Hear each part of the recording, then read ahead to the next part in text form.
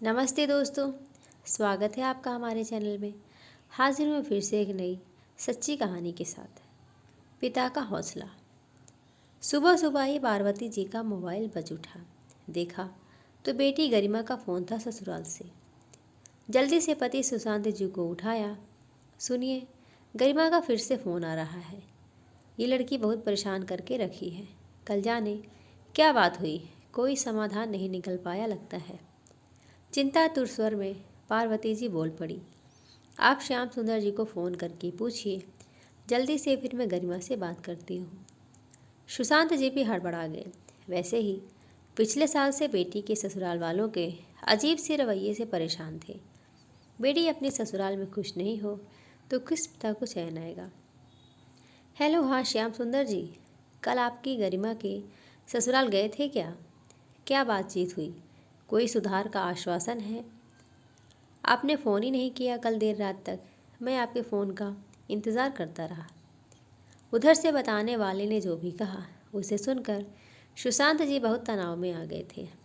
क्या हुआ जी, मुझे भी तो बताइए। पार्वती जी की व्याकुलता बढ़ती ही जा रही थी। दामाद जी की पहले से ही एक बीवी है। झूठ बोलकर हमारी बेटी ब्याह ली उन लोगों ने, और उल्टे अब हमारी बेटी से छुटकारा पाने के लिए उसे प्रताड़ित करते रहते हैं।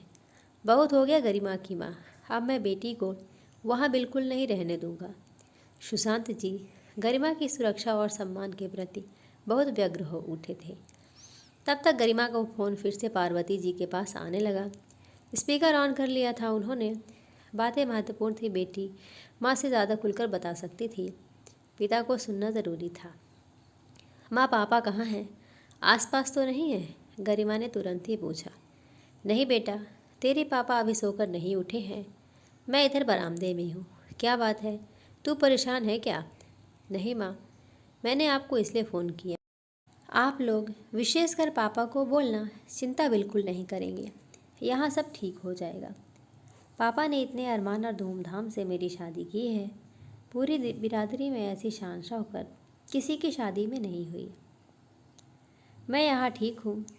आप लोगों की प्रतिष्ठा पर आँच नहीं आने दूंगी। बस माँ, अब रखती हूँ। आप पापा को समझा देना। नहीं बेटा, तू हम लोगों की चिंता बिल्कुल ना कर। मैंने तुझे खामोशी से अन्याय सहन करने के लिए नहीं पढ़ाया लिखाया है। तेरी कोई गलती नहीं है, ना ही हम लोगों की। जिन्होंने गलती की है उन्हें डरना चाहिए, ताकि आइंदा से इस तरह झूठ और फरेब की आड़ में किसी बेटी की बलि ना चढ़े। सुशांत जी मोबाइल लेकर बोल पड़े। पापा, मैं क्या करूं? इतना ही कह गरिमा रो पड़ी और फ़ोन कट गया। ऐसे कैसे ले आएंगे मायके से उसे? चारों तरफ बदनामी फैलेगी। अब वो पराया धन है, वही उसका घर है। बेटी ससुराल जाती है तो अर्थी पर ही आती है। पुराने लोग ठीक ही कह गए हैं। सारी बिरादरी में भद्द उड़ेगी।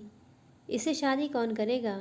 स्त्री को धरती माँ की तरह ही बहुत कुछ झेलना पड़ता है। कहते पार्वती की आंखें बिटिया को याद कर भर आई और गला रूंध गया। नहीं पार्वती, मैंने अपनी बेटी का नाम गरिमा ऐसे ही नहीं रखा है। मुझे ससुराल में भी उसकी गरिमा की चिंता है, जो खतरे में है। झाड़ू मारो ऐसे रिवाजों पर जो बेटी को अर्थी पर ही लाने की बात कहते हैं। मैं तो बिना देरी किए बैंड बाजे के साथ जाऊंगा और ले आऊंगा उसे। पराया धन नहीं है, वह मेरा अनमोल धन है। यह घर अभी भी उसका ही है। हमारी बेटी हम लोगों का ख्याल करके कुछ बता नहीं रही है, लेकिन उन झूठे लोगों ने उसका क्या हाल किया होगा, मुझे सब दिखाई पड़ रहा है।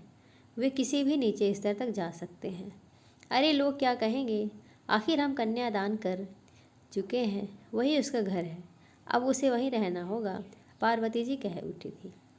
झाड़ू मारता हूँ मैं ऐसे लोगों के मुंह पर, और पार्वती जो हमारे उस दान की गरिमा को ना समझ सके, कुपात्र है वे।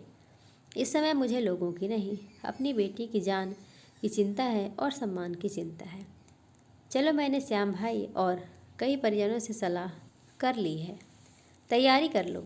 हम कल ही पूरी धूमधाम से अपनी बेटी को सम्मान से, पूरी शान से मायके लाएंगे, हमेशा के लिए। बैंड बाजे बज उठे। लड़के वालों की गलत नियत की पोल खोलने का शंखनाद हो गया।